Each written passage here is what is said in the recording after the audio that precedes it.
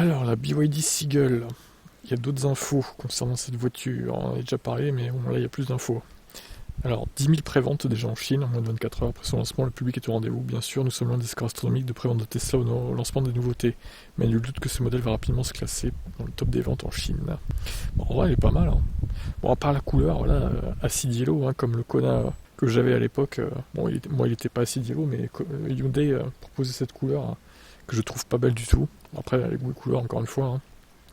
Donc 75 chevaux le moteur, 135 Nm, c'est pas dégueulasse, ça va.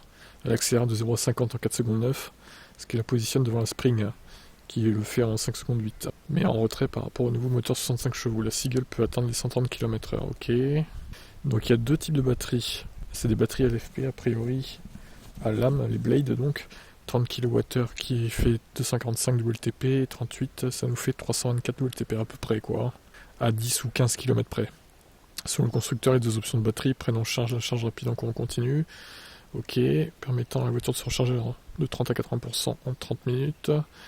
C'est une puissance d'à peu près 30 à 40 kW.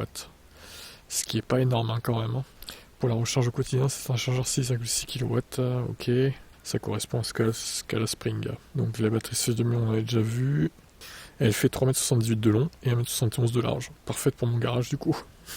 Rayon de braquage 10 mètres. Place empattement 2,50 m et 4 places.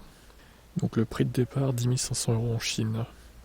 Bon, si elle arrive en Europe, ça sera plutôt 15-16 000 je pense, minimum. Mais en vrai, elle est pas mal quand même. Bon, pour moi, moi si j'avais pas de VE, j'aimerais plus d'autonomie. Perso, une voiture qui a plus d'autonomie. Mais bon, elle est correcte, hein. Franchement, ça va, hein. Et puis elle est pas moche, ça va, je trouve. C'est une petite citadine, quoi. Juste dommage qu'il fasse pas une longue range avec 60 kWh de batterie, par exemple. Ça pourrait marcher du feu de Dieu, je pense. Allez, ciao ciao.